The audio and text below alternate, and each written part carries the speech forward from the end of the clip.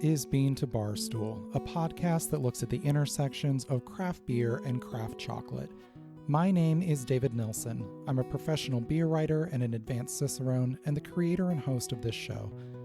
The music for this episode is by my dear friend, indie folk musician Anna P.S.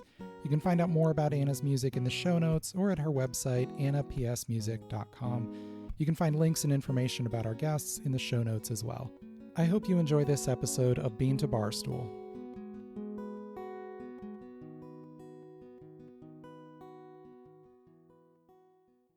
In this episode, we take a deep dive into cacao fermentation with Sarah Bharath. Sarah works with cacao farmers in Trinidad and Tobago on behalf of Meridian Cacao, assisting them in improving their farming and post-harvest processes. Sarah is both a passionate advocate for cacao farmers and an inquisitive researcher whose curiosity drives her enthusiasm for always learning more about this fascinating crop. Today we talk all about the cacao fermentation process, how the variables of that process impact the flavors of chocolate, and how climate change is forcing farmers and scientists to constantly adapt to new realities.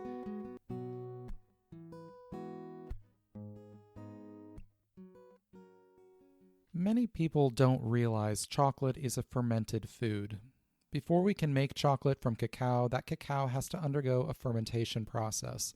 This process is usually spontaneous, meaning the microbiotic cultures that carry out the fermentation are not manually added to the fermentation substrate, but instead occur naturally. But that doesn't mean it's a hands-off process. A great deal of knowledge and expertise, both traditional and technical, is required to yield the best results. When I first started learning about cacao fermentation, I was surprised to learn some of the same microorganisms I was familiar with from the beer world were also involved here. Names like Saccharomyces cerevisiae, which is used to ferment ale styles and takes its species name from the Latin word for beer itself. Lactobacillus, which produces lactic acid and is used when brewing sour beer styles.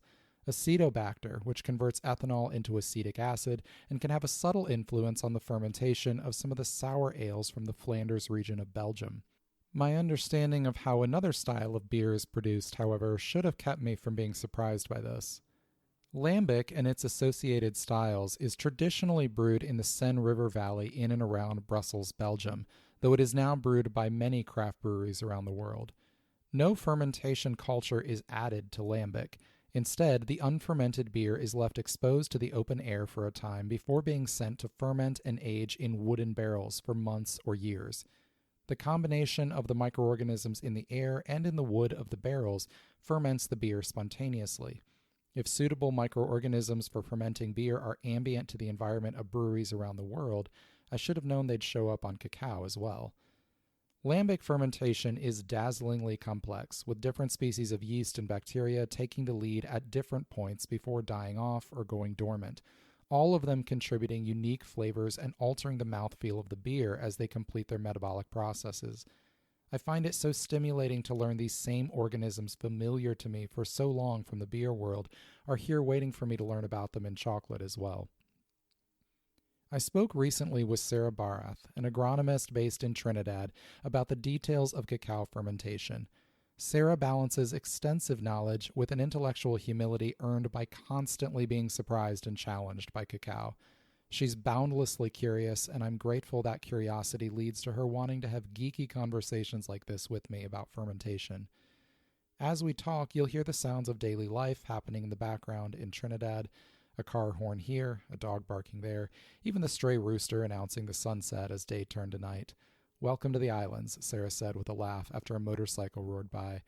I suppose it's all about setting the scene for a conversation about tropical fermentation. So, Sarah, we're going to talk about cacao fermentation, which is, of course, an incredibly simple and easy to understand topic, right? Of course it is, David. Of course it is. That's why we're all doing such amazing jobs. Well, knowing how complicated this is, there is no easy place to start. Tell us real quick, like if somebody, a casual acquaintance came to you and said, "Hey, I found out that cacao is fermented. Can you tell me a little bit about why that happens? Like, why do we ferment cacao?" What would be a quick explanation you would give them just to give them the easiest understanding of why this has to happen for chocolate?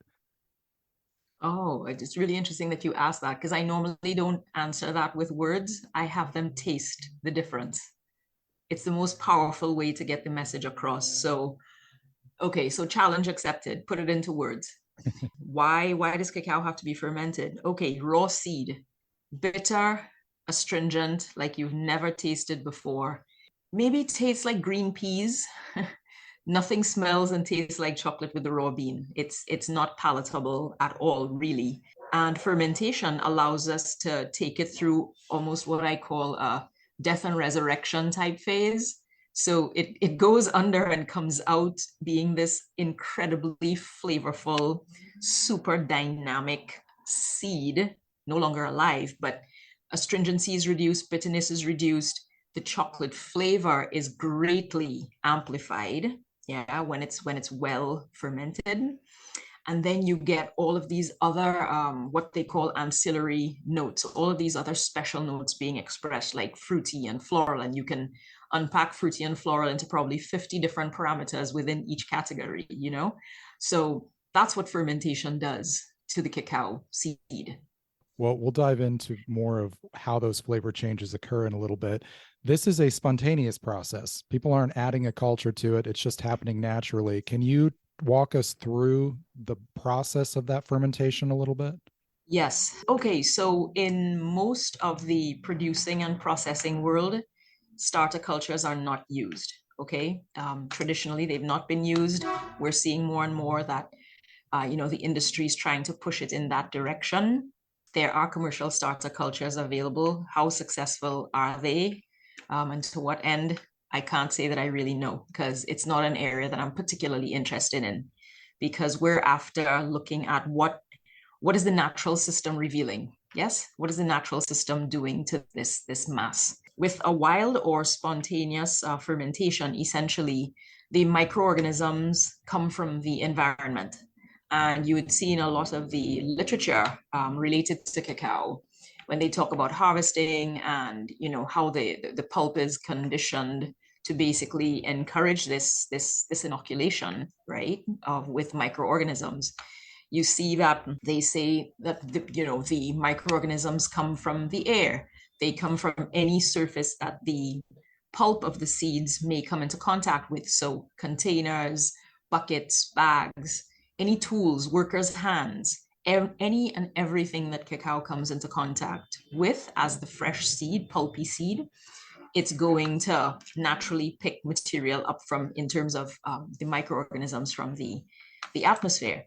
Now, one of the things that science has shown is that the actual lion's share of the microbial load inoculating this mass comes from the surface, the outer surface of the pod wall. And what I found particularly intriguing is that nature just has it on lock. The design is just brilliant because at least from what they've seen so far with the yeast populations and likely not just the numbers, not just the diversity, but also maybe the strains that are there as well on the immature going to the mature ripe fruit, it actually changes.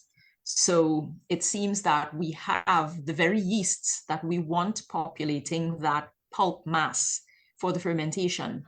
They're like already in position when we have that ripe fruit. So when we harvest that fruit with our hands and then we crack open, we end up touching the outer surface of the pod wall, and then we touch the beans. I mean, it could not be more perfectly designed. How's that for having your inoculum right where you need it, right? So that has important implications because it means if that surface or any surfaces that cacao comes into has microorganisms that we don't exactly want dominating the mass, or there are toxins in that space that will inhibit the microbes in that biome, right? We're going to have problems with the fermentation. And I'll put a little plug in there as well, something we likely will dive into maybe later on. This is where also the impacts of micro and macroclimatic change, we're starting to see some very, very interesting shifts with the natural biome, right? And that has crucial implications for how we're able to run ferments at origin I've started seeing very erratic behavior with the fermentations in areas that traditionally have been able to run pretty textbook, straightforward fermentations for decades. When we look at the changes that have been happening here, weather-wise, both temperature, diurnal changes, the level of, moisture that we're having in the spaces, the explosion of disease in the spaces, it means the dominance now of certain microorganisms that were not previously there. There's a lot of competition going on now in the microbial space. And so if we're not careful, we are going to have more and more erratic fermentations, and that has severe implications for the actual final bean quality in terms of flavor and the behavior of that bean when it comes to roasting, release of fats, how just everything, because everything is connected, right? But to come back to your initial question, once the inoculation takes place and it's a good inoculation, you have essentially, I call it the microbial zoo. Folks who have been privy to me and my ramblings about, fermentation of cacao, they would see me refer to the microbial zoo that is on this bean mass, right? This pulp mass. Because I want people to understand that even though the literature, for the sake of everybody's sanity and the simplicity of understanding, we've simplified, and we tend to speak of just the yeasts, the lactic acid bacteria, and the acetic acid bacteria. But that creates a false impression for the uninitiated that those are the only three players on stage, right? And that's simply not true. You have a whole host of other bacteria, gram-positive, gram-negative. You have your filamentous fungi. It's literally an entire zoo in there. And all that we can do with wild fermentations is manage for what we want. We absolutely do not have control. And this is where a big part of the industry, especially when it comes to industrial chocolate, they don't want those kinds of problems. Okay, so they try to standardize, and I can see how it may work for them, right? You want to have a more standardized product, you want to be able to have more control so you get more uniform output, etc. But in our desire to have that uniformity, we slowly but surely narrow down and almost squash the beautiful diversity that we're after, So if we're talking about we want to showcase the diversity that cacao has to offer, drowning that or suppressing that with very specific yeast, cocktails, we're skewing the data. That's how I see it. We're skewing the data, right? So essentially, basically what science has shown is that we have quite a bit of microbial activity succession taking place, right? It's not necessarily a succession of the microorganisms, because when you look at cacao fermentations, they will tell you that the first phase, it's usually when the yeasts, and these are very diverse yeast species, dominate that pulp mass, primarily because of the given microclimatic conditions. The very low pH, so very high acid conditions because of the citric acid coming from the cocoa pulp. You have very high sugar levels. You have very low oxygen levels. When it's pulpy, everything tends to be very, clumped together. So there isn't a lot of oxygen. It's not fully anaerobic, as I used to think based on the literature and what everybody else said, right? Because when you look at yeast growth, they have to go through a phase where they do need oxygen to reproduce and then get going on the homofermentative stage, right? It's like very early on, generally, right? Like yes, the first very, day. very early on. Yeah. But that depending on how pulpy your mass is, if your mass is not draining quickly enough, your yeast populations will not grow as quickly as you would like to be able to do the work within the first day or two. And that's one of the things that I had to learn alongside farmers, step away from the textbook. It was saying X, but then I was noticing Y. And, we needed to look into why was this happening and what could we do at a practical level to really expedite this, right? Make it more favorable for the, that exponential growth of the yeast so that we have rapid consumption of the sugars and conversion what are the odds today that you get someone who's decided to test out his motorcycle on the main street? Oh boy. Of course. So, so essentially, the yeast phase is the phase in which we have the digestion of the simple sugars, generally glucose. The yeast that prefer to work in that space, they prefer glucose. This is why ripe fruit, fully ripened fruit, is so important to us in the industry, right? And that has important implications for farmers who may harvest at the fully mature but not yet fully ripe stage, okay? Mm-hmm. But we have conversions of the sugars to alcohol, which then becomes the food for the acetic acid bacteria in the second phase, which is the, that acidic phase, right? And the more aerobic, definitely the more aerobic phase, all right? And definitely the more exothermic, as in heat generating phase. So we go from fairly moderate temperatures in the early stages for phase one, let's call the yeast phase one, where you have digestion of the pulp, because there are yeasts that would digest. They focus only on the pulp digestion, right? And then there are yeasts that will focus on the sugar consumption. So you have moderate temperature increases. You tend to have an increase in the intensity of the alcohol smells. You start to get very, depending on the varietals and the processing location, you tend to get very fruity, winey aromas. And then when the second phase, when the system basically tells you, we need to enter the second phase now, you have got to turn this mass to aerate it, to allow the acetic acid bacteria to do what they need to do. That's when you trigger now a massive temperature spike, usually a minimum of 10 degrees Celsius, right?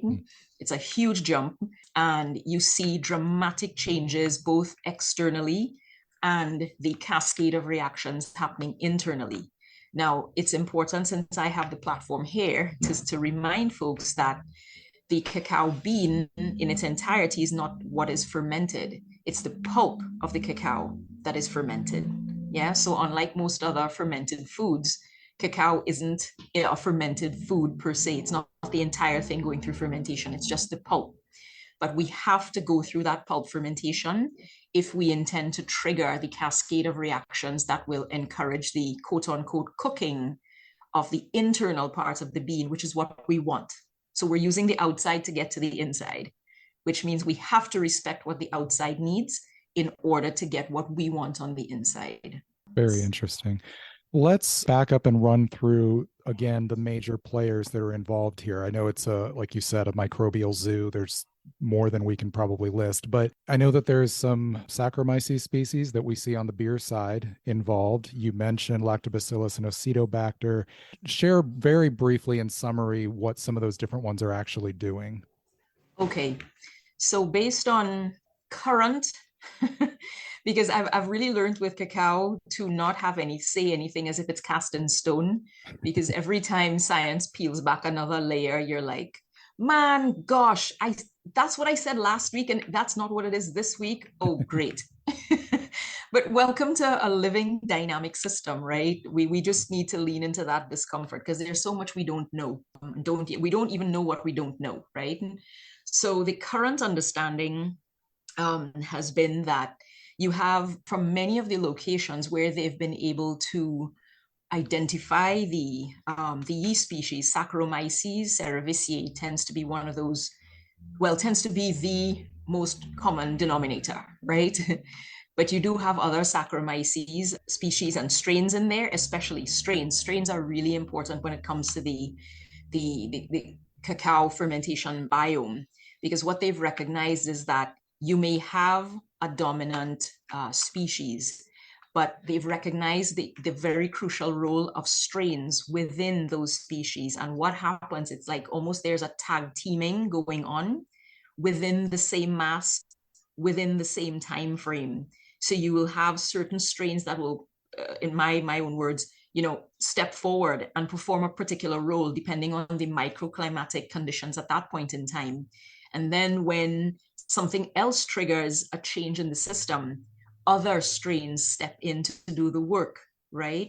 That has really, really crucial implications for the stability of the system and being able to just keep the momentum going towards the desired end product, right? And this is where diversity, basically diversity in the inoculum, is so crucial, because as you would recognize, the nature has redundancy built in at every single turn. This is why diversity is so important in our systems, right?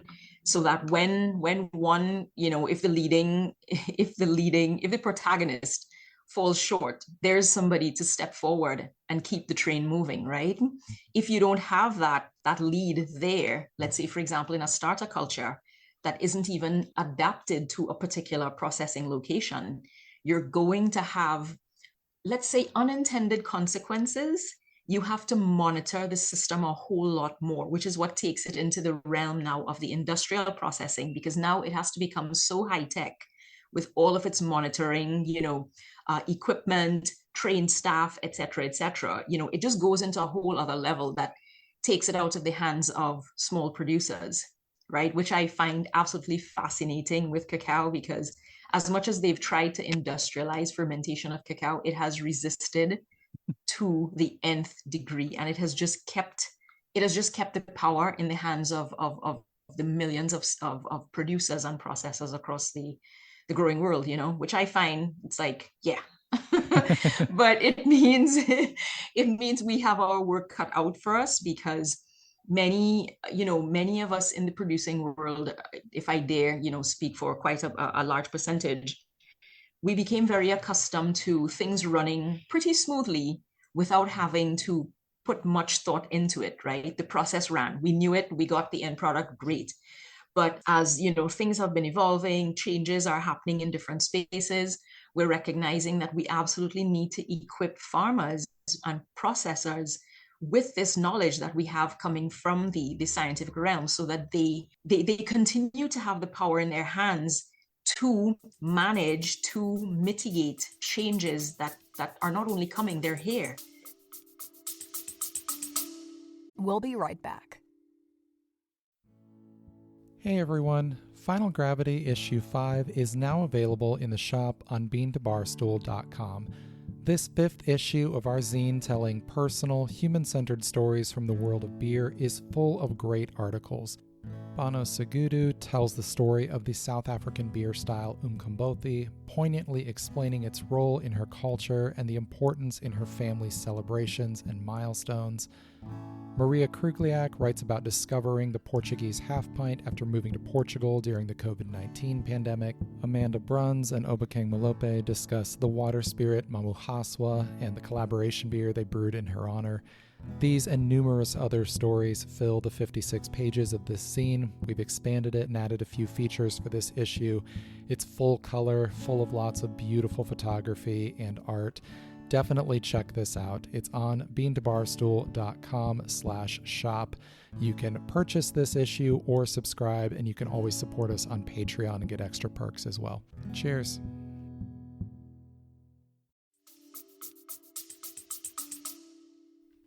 While thinking about the overlaps I mentioned earlier between cacao and beer fermentation, I found one contrast very interesting.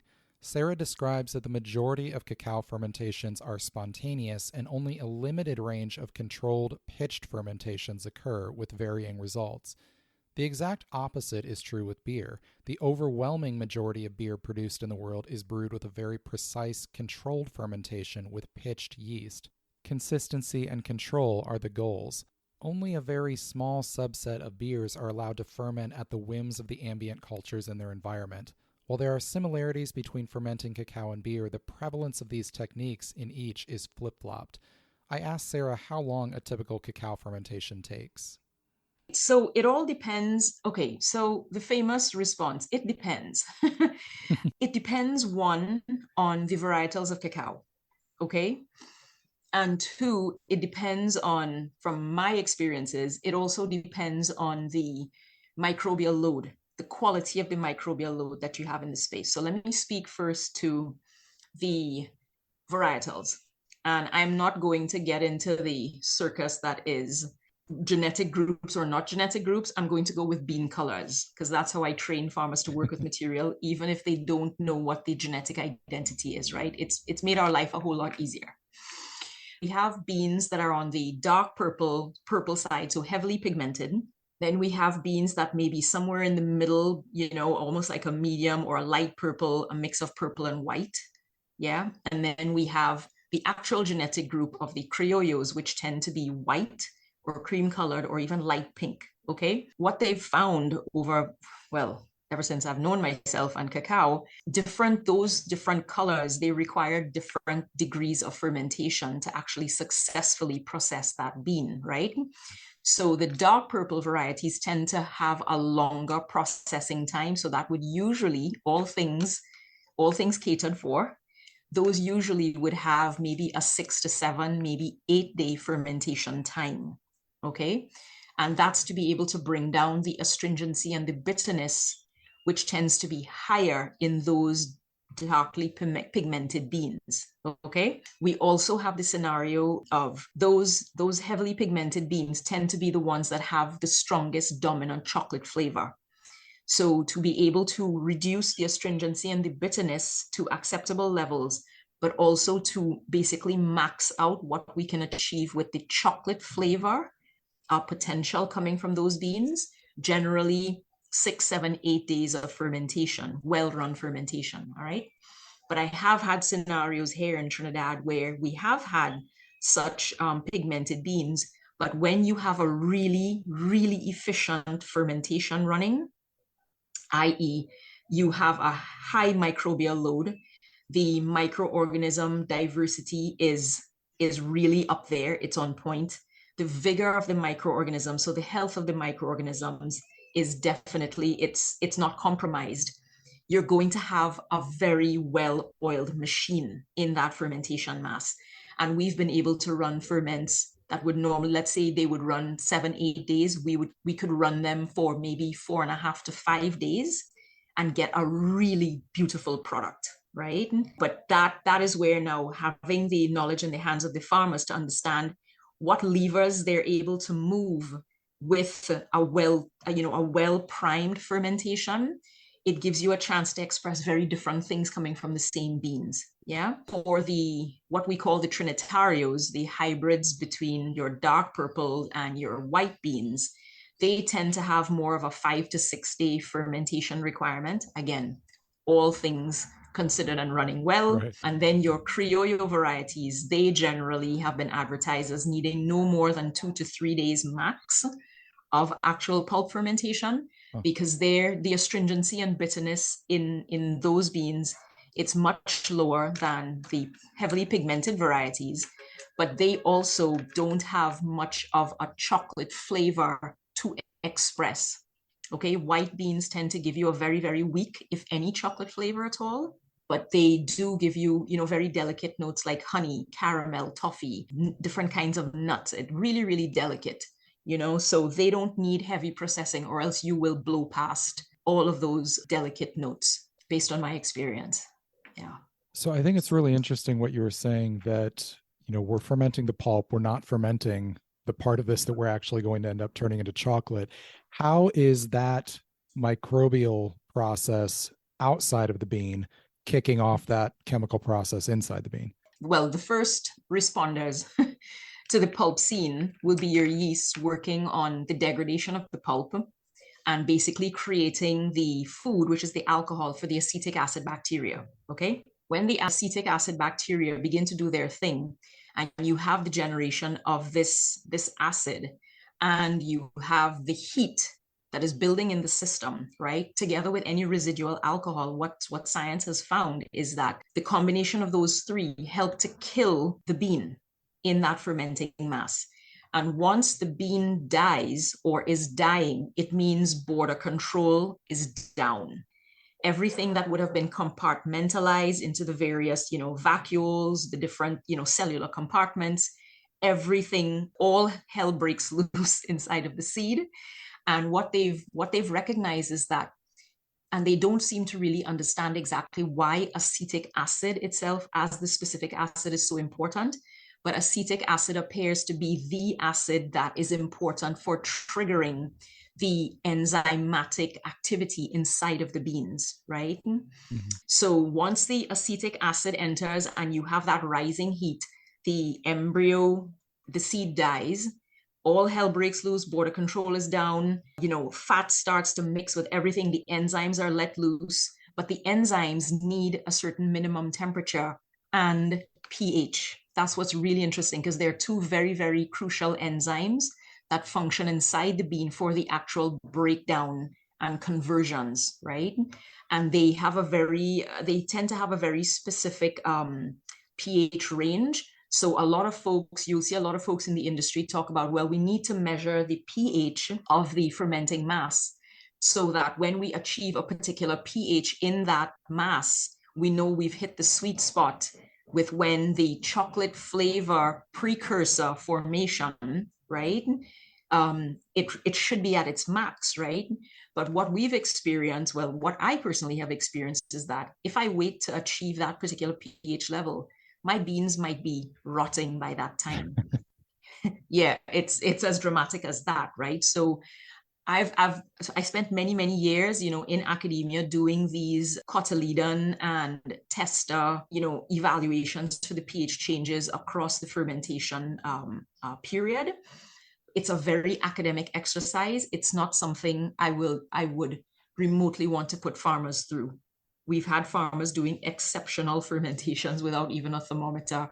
So, it really comes down to paying attention, understanding what you're working with, having your field maintenance such that you're encouraging as healthy, natural, and diverse an environment so that nature continues to do the work for you. Yeah. But yeah, essentially the cooking on the inside of the bean has to do with that temperature rise. And that temperature rise, what I've noticed with my own work with farmers and then my own experiments, is that there's usually a minimum amount of time that the temperature should be at almost the max level, which is usually around, I don't want to give exact numbers because people get stuck on the numbers and then it just becomes argumentative, right? I prefer ranges. So what we've noticed is that usually once you can get within that 45 to 50 degrees Celsius range in your second phase, and you're able to hold that temperature at 45 and above for at least 2.5 days, at least for our varietals here in Trinidad, right? That's what I've noticed. If we can maintain that for 2.5 days, we absolutely will have a beautiful fermentation period. Because again, once we tie it to the image of we're trying to cook the inside of this bean, it's like trying to cook a turkey, right? you will stick the thermometer inside to see that the inside is getting to a particular temperature so that the deepest parts of that bird, they're getting cooked, right? It's the same principle with the cacao beans, okay? This is why when you have hybrids and you have many different kinds of varietals coming into the same fermentation mass, and you run the risk of them having very different genetics, oh my gosh, it just becomes this, a million unplanned experiments per seed that unplanned, right? Self-explanatory. So it makes managing it a whole lot more challenging. So that's why you find a lot of folks suggesting that, okay, ferment by varietal, so that you begin to, you reduce certain variables and, you're able to manage a bit more. But not all of our farms have the luxury of doing that, especially if you come from a region like mine where everything is hybridized, right? And inside a single pod, you can have completely white beans, you can have, let's say, 10 white beans, 15 dark purple beans, and the rest as somewhere in between. So when I throw it out to farmers, how do we manage a fermentation like that? They're like, well, you sort the beans based on color. And I'm like, do you know what it looks like when we take it out of the pod? We don't see a thing. We just see a nice white pulpy mass, right? Yeah. You mentioned two major enzymes being involved. Can you share what those are briefly? The two enzymes that are key for actually breaking down what's, the components within the bean itself, they're aspartic endoprotease and serine carboxypeptidase.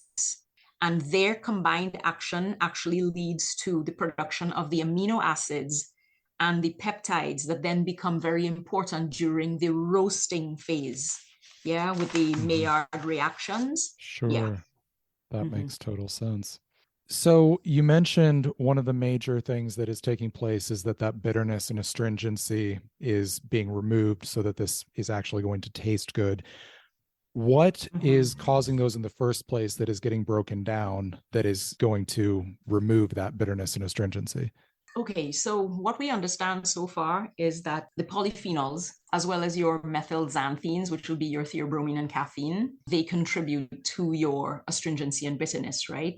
And so during the biochemical reactions taking place on the inside of the bean, right? Because I'm not going to say the fermentation that's happening inside the bean, because that's not what's happening. It's the biochemical reactions that have been triggered by the pulp fermentation reactions. You have almost like a complexing of the polyphenols, but you also have a runoff, because as everything is breaking down, there's almost like hemorrhaging of the bean, right? And so I'm not sure exactly if the polyphenols are being either broken apart or they're being complex, so they cannot be perceived on the tongue, right? In terms of the intensity that would have been there before. So whatever the case is, the internal biochemical reactions, they actually help to reduce the polyphenol content. We've seen it with the measurements that we've done.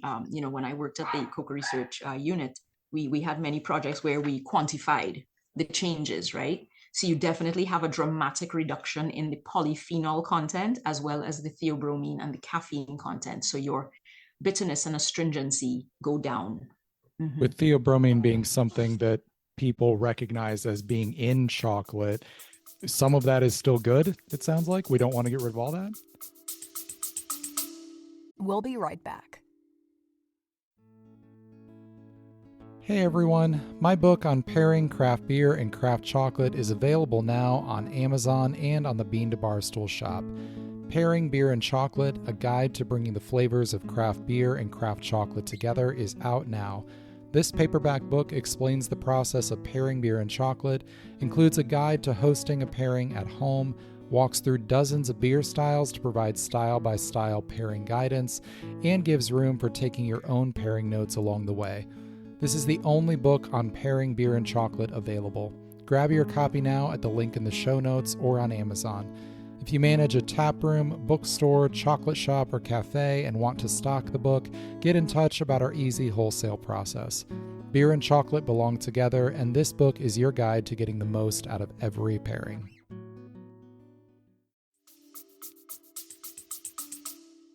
Well, we don't want to. And I'm glad you're asking that question, because I too, at one point, thought that, okay, we need to reduce it all to zero because these are not desirable tastes, as in mouthfeel. As I've gotten further training to understand how these things play in final chocolate, you actually don't necessarily want it reduced to zero, because it's all about balance. Because for certain chocolates, you can have, depending on the astringency levels and the bitterness, it helps with balancing other things in that matrix, right? So the astringency, once it's well balanced, it actually helps to clear the palate, Sure. It's really amazing when you finally experience it in a well-balanced chocolate and you realize, oh boy, this is not about reducing anything to zero per se. It's all about creating a balance within the final product itself. That makes sense. Well, let's talk then about positive flavor changes that are developed during this process. And I want to ask this in two different questions. First, you've talked a lot about chocolate flavor as its own specific thing. What is creating that flavor and how is that generated during this process? That's like the hardest question I've ever been asked. I don't think even science really knows, because they've been trying to synthesize, chocolate flavor for so long. But because I think at least 500 plus compounds are weighing into what is perceived as, right?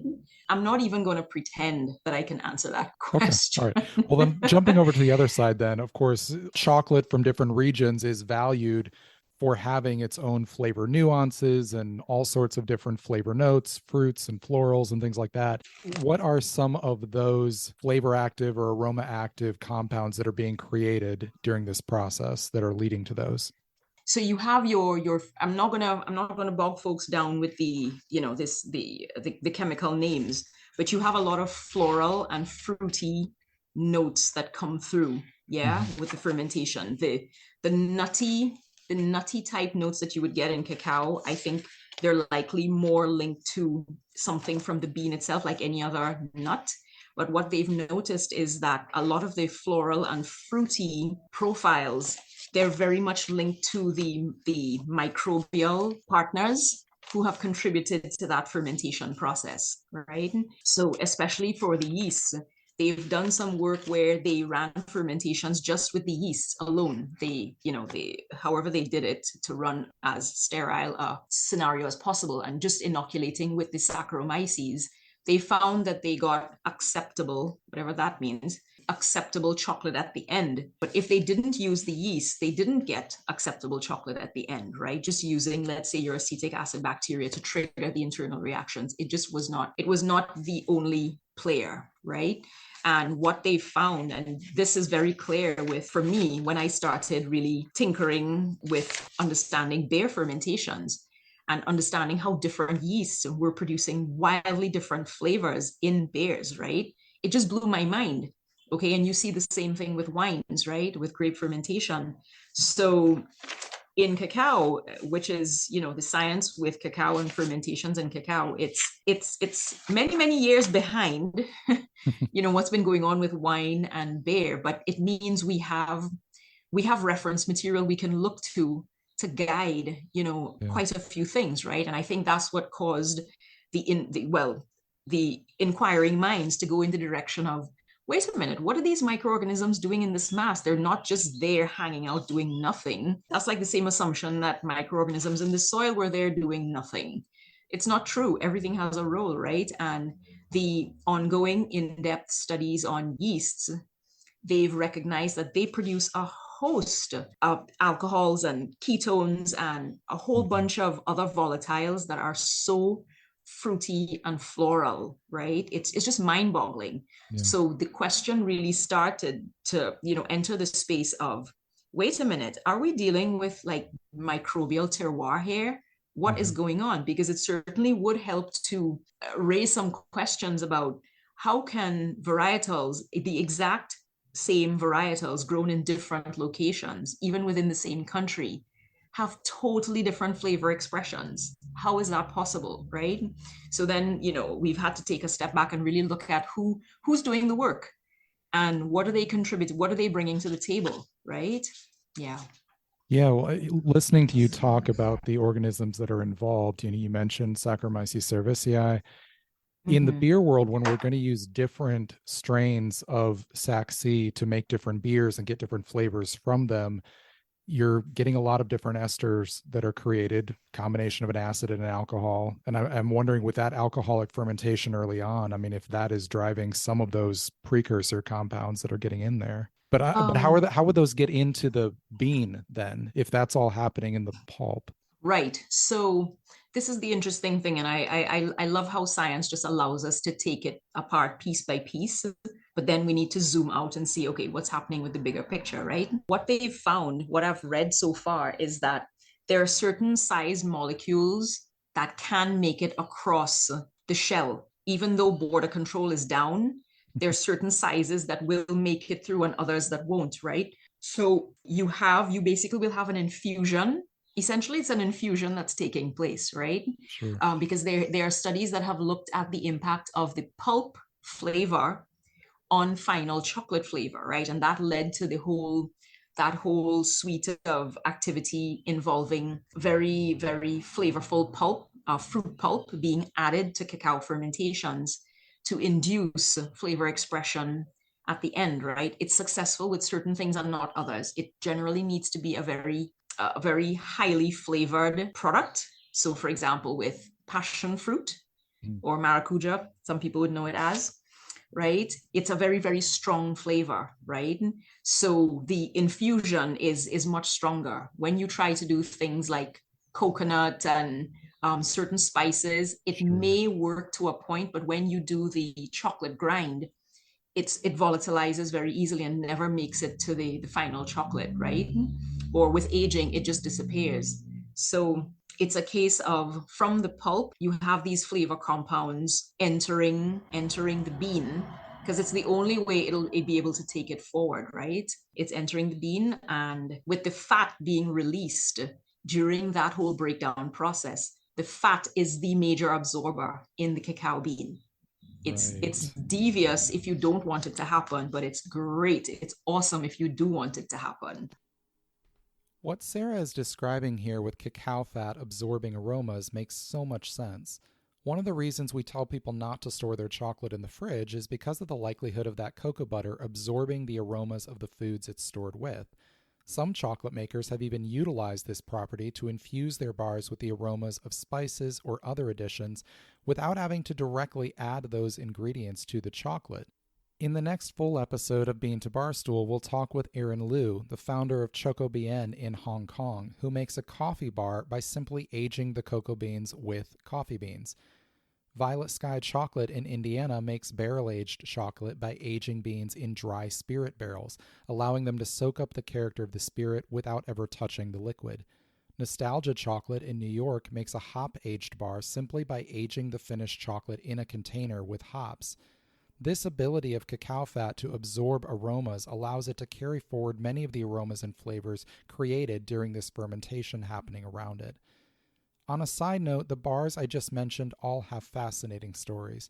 If you'd like to receive a newsletter in your inbox every other week telling the stories behind some of the most interesting chocolate bars and beers out there, sign up for the Slow Pour newsletter by clicking the Contact tab on beantobarstool.com. You mentioned terroir and regional variations. Obviously, we're not going to be able to answer this definitively, but with this being a spontaneous fermentation, are we seeing in different places a markedly different microbial group that is leading these fermentations? Based on the literature that exists to date, David, I would say yes.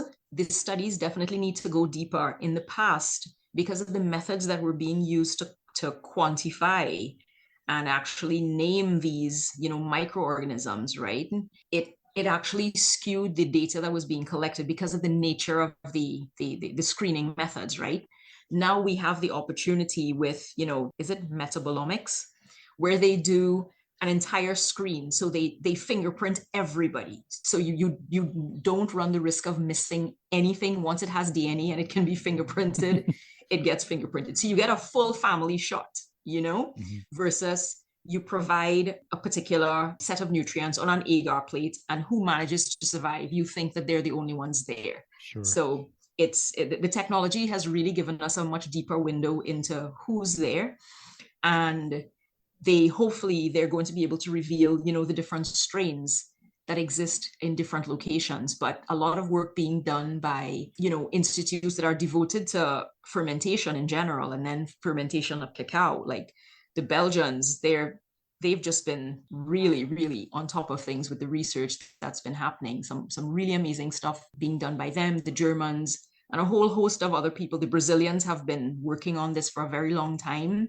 There's a lot of information there, and it's showing that you do have differences not only across regions, definitely not only across countries. You have it within growing regions. You can have it from farm to farm, and in many cases, based on some of the papers that I've seen, you can have variations within the same farm, within the same season. And it makes sense when you come at this from the perspective of the microorganism community. Depending on the prevailing conditions, there are those who will be awake and alert and ready to work. And then there are others who will just be in the background. It's not comfortable enough. I don't have enough food. I don't have the conditions I need. I'm on strike, right? So you can see you have, it's a constant, it's a waxing and waning of different species, of different strains at any given time. And because of that, I will always keep coming back to the point of, this is why it's so important for us to continue to build resilience in our farm locations, because the day we have reduction in the diversity, we're headed towards collapse of the system in a very, very systematic way. And it's happening. We're seeing it with the disease explosion, etc. So yeah, it's really, really quite fascinating. Really quite fascinating. What's preventing spoilage organisms from taking hold during fermentation? The producer know-how. Honestly, the producer know-how, the processor know-how, because you can have a beautiful ferment running, and the day you drop the ball on monitoring that ferment, it can go south on you. Coming back to the what I mentioned earlier, everybody is in that zoo. And it's a case of opportunistic behavior, right? So if we manage the system, if we keep the system well oxygenated during the oxygen necessary phase, it is very rare. In fact, I've not had it happen to me at all. It's something we've noticed with soil management, and the same goes for this microbiome management. Once you keep it well aerated and the temperatures are maintained at a suitable level, you will not have the spoilage organisms taking any foothold because the conditions do not favor them. Yeah. So let me give you an example. When I started noticing problematic fermentations here in Trinidad at a particular farm in 2021, fermentations that would normally be run for 7 days, I was nursing them for 12 just to be able to get to a semblance of a decent end product. I'm not even going to say ideal. It was nowhere near ideal, okay? Because as long as you're not able, as long as the system loses momentum, there is a price to be paid, okay? But I kept aerating the mass just to see what would happen. Zero spoilage organisms, no off odors, nothing, okay? And it felt like I was giving these fermenting masses CPR, to be quite honest. It was just crazy how much aeration was taking place there, right? But it helped us to salvage the batches. We did not have off odors. We did not have any sort of spoilage. What we did not have was sufficient reduction in the astringency and bitterness of the beans. And we certainly did not have the attendant increase in the chocolate flavor precursor formation that we would have liked. But that was very much tied to the cooking temperature on the inside of the beans was not achieved. So we could not have had a good final product. You mentioned the impact of climate change. Can you briefly share some of what you've seen from that and what you think is ahead with that, with the continued acceleration of climate change? Yeah, so based on my currently limited experiences here, with increasing feedback from colleagues and partners in other countries that are starting to experience similar erratic fermentation behavior, what we're recognizing is that when we start paying attention to the bigger picture of, for example, in Trinidad, we've been experiencing wetter periods for longer times than we've had in our recent past, okay? We've also been having much cooler temperatures than we're used to in our recent past. We started seeing the changes in microclimatic conditions here and the responses of the plants to those changes since 2010, okay? And it has just intensified, all right? In 2021, I started noticing in pockets that, okay, we were having much lower temperatures in the fields than normal. We were having massive diurnal swings, very, very hot temperatures during the day, very low temperatures at night, okay, late evening to night. And if we come back to the lion's share of microorganisms for this fermentation mass being on the outer part of the pods, right? If you think about it from a physical point of view, if the outer part of the pod becomes this hostile space, okay, whereas before it was a nice cushy home for the right microorganisms at the ripened stage, it means the species, the diversity, just the community composition is going to be different because the existing, home parameters have changed, right?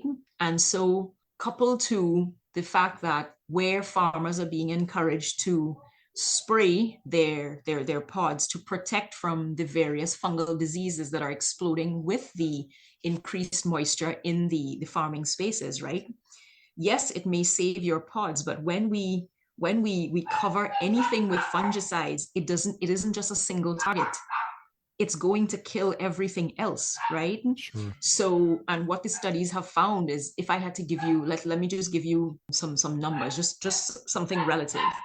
if let's say we had 1,000 different species of your yeast and bacteria existing in that space in a healthy environment, right? And you brought in any kind of protective, defensive spray, you actually take the populations down to about 9. Okay, it's that dramatic. So when you reduce that diversity, we don't know who you've killed off. We don't know who survives that nuclear, bomb. And then it just goes forward into the fermentation mass. So the problem just the bucket gets kicked further down the road. Here, what I've been noticing, the few experiments that I've been, observational experiments that I've been running, I've been looking at, just the reaction time with the microorganisms. So whereas before, we'd have very vigorous yeast activity within 12 to 24 hours. If I don't coax the system in a particular direction in terms of I spend time warming up the microorganism batch, so the runoff, right? The runoff from the cocoa mass, incubating that, bringing it up to a regular temperature that it's used to, right? Acclimating the bean mass so that the entire system is much warmer now than it is coming off of the field. Yeah. Also, I've had to start feeding the microorganisms. I basically have 3 working hypotheses. I don't know where this is going to go because I really need some help to flesh this out more, I guess, more rigorously. But what I have in mind right now, based on what I've been seeing, the microorganism numbers are down, the diversity is down, and the vigor, the overall health of the microorganisms is down. So when I started with feeding the microorganisms, reaching out to different colleagues in the space, finding out what they've been experiencing. For example, in Hawaii, they tend to have very sluggish ferments. The uptake, the upstart of their ferments tends to be very slow because they have much cooler temperatures, right? So many of the processes there, they also take their runoff to basically do back slopping. They take their organisms through a bit of a cushy phase to get them to the primed point, and then they inoculate so that they know they're ready to work, right?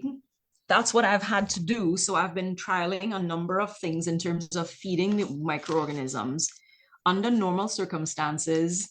At least in the past, information that I got from, older folks in the space who remembered that, their grandparents would have like sugar. They'd have sugar that they would just add to the fermenting mass to feed the yeast, right? Mm-hmm. In case the pulp sugars were low. But I'm recognizing, based on these several observation experiments, that sugar is not cutting it. So it isn't just about feeding them sugar. The organisms there's something going on with the actual vigor. And when I started feeding for that vigor, I saw dramatic changes. So it encouraged me because now it has given us at least one mitigation measure to be able to keep things going. It's not addressing the root problem, but at least we have something to be able to keep the farmers still in the game. Yeah, with good fermentations, while we're working on trying to build a resilience at farm level, with better techniques in the actual farm management space. Very, very interesting. Okay. Yeah. This is fascinating. I could keep talking about this. I know we. Yeah, it really, really is. And every time I think I know what's going on, Cacao says, hold up, we have something new to show you here. But it's exciting. It's exciting because it really makes me, and by extension, when I work with farmers, it makes us appreciate how much of a role we do have to play, the producer know-how, the processor know-how, how crucial it is. And it'll always bring me back full circle to the point that the magic does not start in the chocolate makers workshop.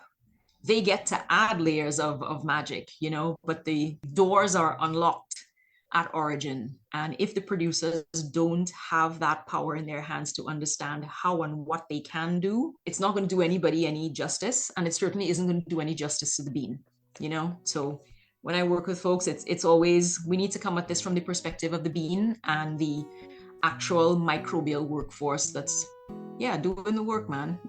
So we need to take care of both. Sarah's observations of worrisome and escalating issues with climate change in cacao fermentation are something we're also seeing in the production of lambic beer mentioned earlier. Because of the specific microbes lambic brewers do and do not want present in their fermentations, lambic can only be brewed during the cold months of the year, historically October through April in Brussels. Testimony from producers like Jean Van Roy at Cantillon, as well as studies by researchers like Mark and Asa Stone, has shown that window tightening on both ends of the calendar.